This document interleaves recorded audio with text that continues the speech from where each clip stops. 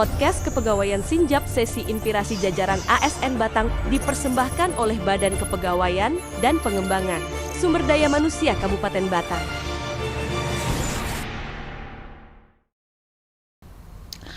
Assalamualaikum warahmatullahi wabarakatuh. Selamat datang di Sinjab, sesi inspiratif jajaran ASN Batang. Bersama dengan saya Nurul, kali ini kita akan membahas layanan kepegawaian terkait dengan kenaikan pangkat.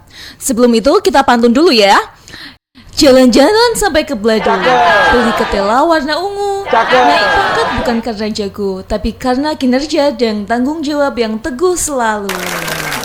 Nah, Sobat Sinjab pasti pada penasaran kan kenaikan pangkat itu yang seperti apa sih?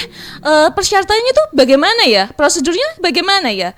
Pasti pada penasaran kan? Nah, kita langsung saja lewat episode kali ini Sobat Sinjab bakal diajak mengenal jenis-jenis kenaikan pangkat dan syarat-syaratnya. Biar nggak salah langkah, yuk simak bareng-bareng penjelasan lengkapnya. Siapa tahu setelah ini giliran Sobat Sinjab yang akan naik pangkat. Nah, sekarang kita sudah bergabung dengan narasumber yang cantik dan inspiratif kita, Mbak Rizky Ristiani, AMD, Pranata Sumber Daya Manusia Aparatur Terampil pada BKPSDM Kabupaten Batang. Halo Mbak Rizky. Halo. Apa kabar Mbak? Alhamdulillah, luar biasa. Kesibukannya apa nih Mbak? Sekarang lagi sibuk persiapan kenaikan pangkat periode Januari 2026. Wah, pasti sibuk banget ya Mbak kali ini. Kita kali ini akan membahas kenaikan pangkat ya Mbak. Nah, sebenarnya kenaikan pangkat itu apa sih Mbak?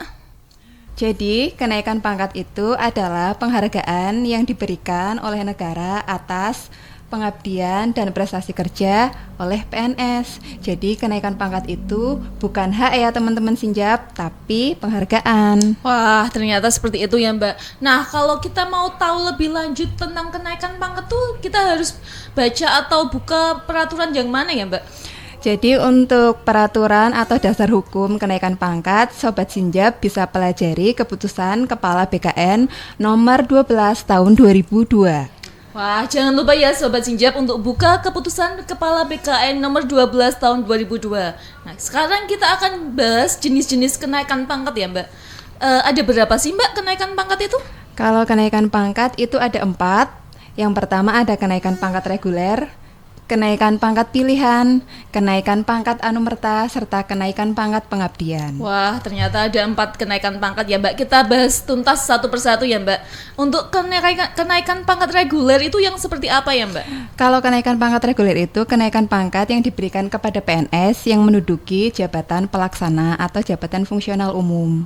Kemudian untuk kenaikan pangkat pilihan itu terdiri dari beberapa kenaikan pangkat. Yang pertama ada kenaikan pangkat struktural, kenaikan pangkat fungsional, kenaikan pangkat karena penyesuaian ijazah, serta kenaikan pangkat karena penemuan luar biasa, dan yang terakhir ada kenaikan pangkat karena prestasi kerja yang luar biasa. Itu yang yang kenaikan pangkat pilihan ya Mbak? Ya. Nah, yang ketiga yaitu kenaikan pangkat anumerta. Itu yang seperti apa ya Mbak? Kalau kenaikan pangkat anumerta itu kenaikan pangkat karena dinyatakan tewas, dan yang terakhir ada kenaikan pengabdian. Kenaikan pengabdian itu adalah kenaikan pangkat karena mencapai batas usia pensiun, kemudian karena sudah tidak dapat menjalankan tugas karena cacat di semua jabatan negeri gitu. Wah, ternyata macam-macam ya kenaikan pangkat tuh. Nah, untuk periode kenaikan pangkat itu sendiri itu biasanya seberapa lama Mbak? Atau ada periode tertentunya? Jadi kalau dulu itu kenaikan pangkat kan hanya 2 periode, yaitu di April dan Oktober. Kemudian di tahun 2023, BKN memperbarui aturan menjadi 6 kali dalam 1 tahun. Dan yang terbaru yang Sobat Sinjab tunggu-tunggu nih, untuk kenaikan pangkat sekarang per Oktober 2025 menjadi 12 kali dalam 1 tahun. Wah, kalau untuk prosedur kenaikan pangkat itu sendiri tuh ya gimana ya Mbak alurnya? Jadi untuk prosedurnya, Sobat Sinjab harus perhatikan jadwal usul kenaikan pangkat. Yang kedua, input usul hanya melalui aplikasi Simpek integrasi CASN dan dapat diakses oleh admin OPD masing-masing. Yang ketiga, nanti tim KP akan memverifikasi usulan yang sudah masuk ke BKPSDM.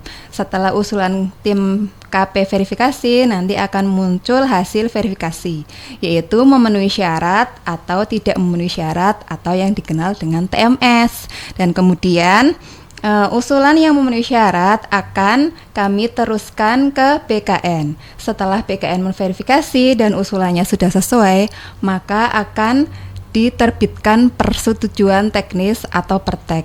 Dan yang terakhir nanti akan proses SK, kemudian Sobat Sinjap bisa terima deh SK kenaikan pangkatnya.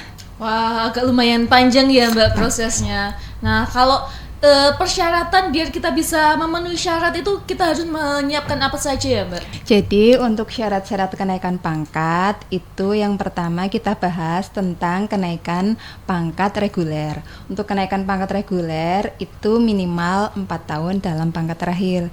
Jadi kalau ada jabatan pelaksana atau jabatan fungsional umum yang belum mencapai 4 tahun itu belum bisa kenaikan pangkat.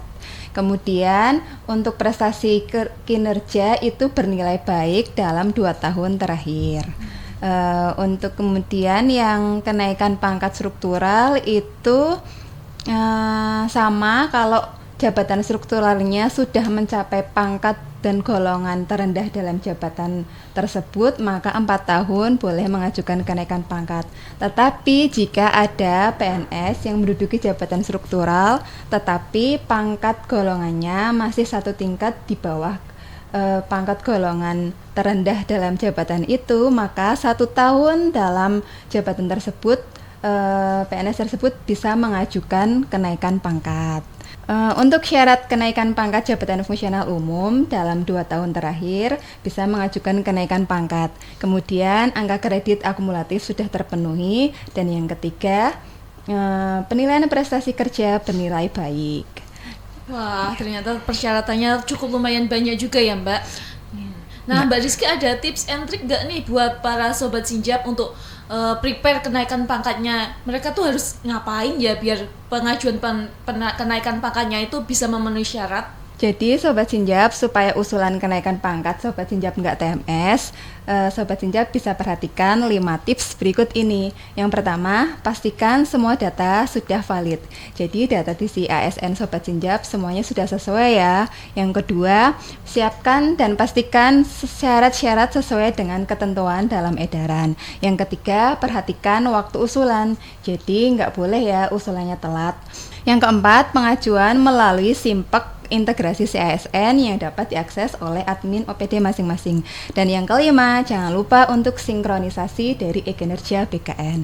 Begitu 5 tips supaya usulan Sobat Sinjap tidak TMS. Wah, mantap sekali tips dari Mbak Rizky untuk kenaikan pangkat tersebut ya. Sobat Sinjap jangan lupa ya untuk lakukan 5 tips tersebut agar kenaikan pangkat Sobat Sinjap lebih lancar.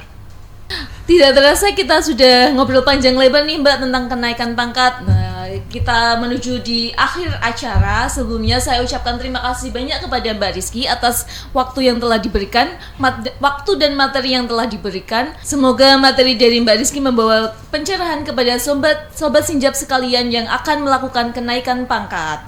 Ingat ya Sobat Sinjap, persiapan yang baik akan memudahkan proses dan mencegah usulan kamu agar tidak TMS. Pastikan data selalu diperbarui, berkas lengkap, dan usulan diajukan tepat waktu ya. Saya ucapkan terima kasih kepada Sobat Sinjap sekalian yang sudah setia mendengarkan podcast pada hari ini. Saya ucapkan terima kasih juga kepada Mbak Rizky. Semoga obrolan kita ke hari ini menambah wawasan tentang proses kenaikan pangkat. Ingat ya, kenaikan pangkat bukan cuma penghargaan, tapi juga tanggung jawab untuk terus berprestasi dan memberikan pelayanan yang terbaik bagi masyarakat. Tetap semangat, terus berkarya, dan jangan lupa jadi ASN yang inspiratif dan berintegritas. Sampai jumpa di episode selanjutnya, masih di Sinjap, sesi inspiratif jajaran ASN Batang. Terima kasih dan wassalamualaikum warahmatullahi wabarakatuh.